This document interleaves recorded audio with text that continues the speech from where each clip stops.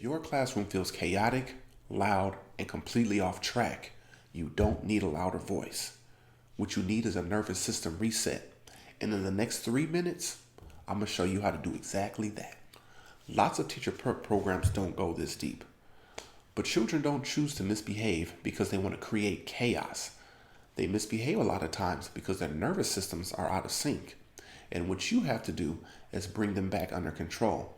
Because trying to teach when their nervous systems are out of sync is like trying to teach during a fire alarm. So instead of asking, how do I get them to listen? What you should be asking is, how do I get their nervous systems back in sync? Because once you do that, the teaching and everything else becomes so much easier. Okay, so the first step is to lower the energy because they're going to mirror how you act. So instead of saying, hey, I need everybody to calm down, get in your seat, hey, stop hitting that girl, get your head.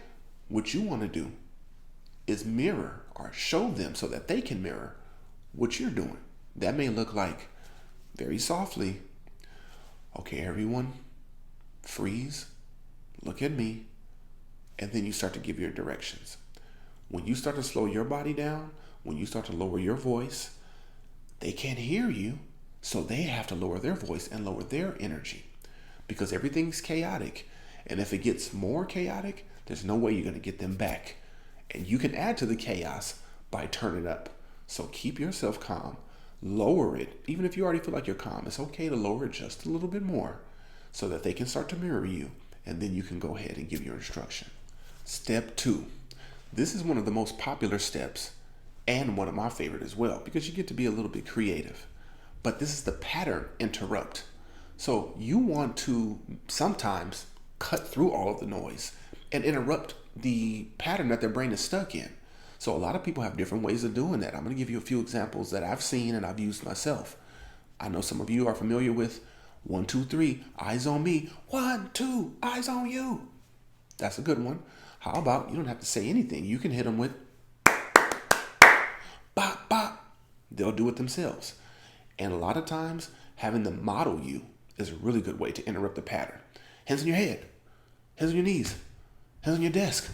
They'll just start to do it naturally. Even if they're slapping their neighbor and they're throwing a pencil across the room at the aide, if they hear that 1, 2, 3, eyes on me, their head turns almost immediately. So use those pattern interrupts, but be able to use them sparingly because if you don't, you might overuse them and that's when problems kick in.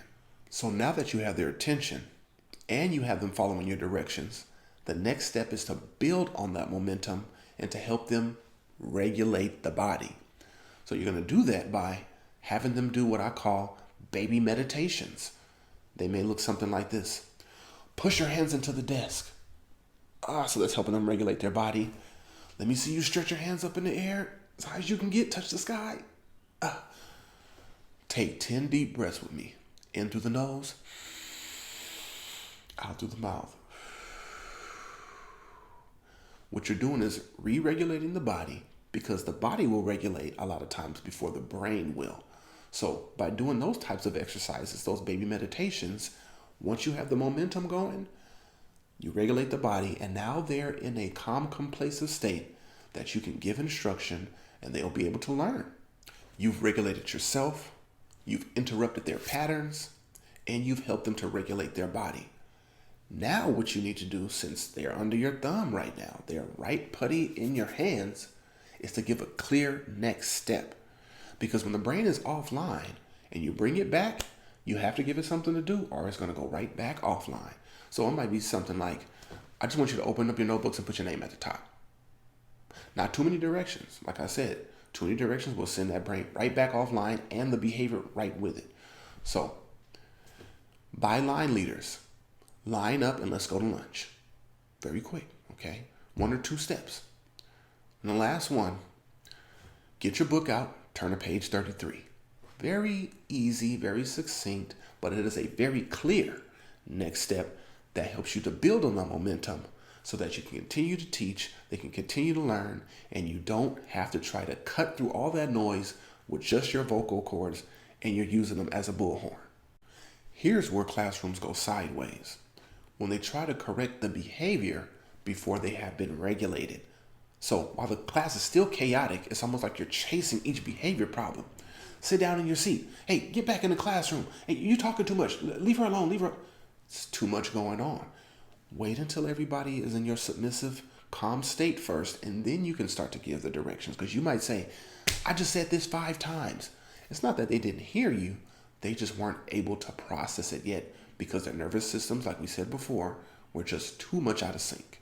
So now that you have all of the steps, you have to remember the structure. Regulation first, then correct the behavior. If you can do that, you're well on your way to calming a class in less than 3 minutes. So it's always better to begin the school year off like this, having a couple of tools handy so you can use them from the very beginning. But it's never too late to start because now you're working with the brain and not against it. So if you practice this consistently, what you'll start to see is it's going to take you less time to regulate the classroom. They'll come back online much, much quicker, and you won't have to work as hard. And that's the big one right there. So if you want more tools like this, especially how to stop the behavior problems before they start, make sure you subscribe, hit that notification bell, and like this one so more teachers just like you can find this information.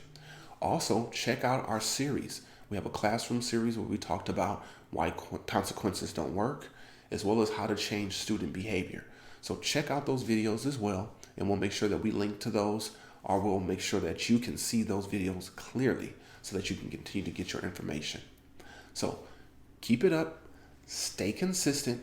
Remember, regulation first, then behavior. And as always, stay tuned.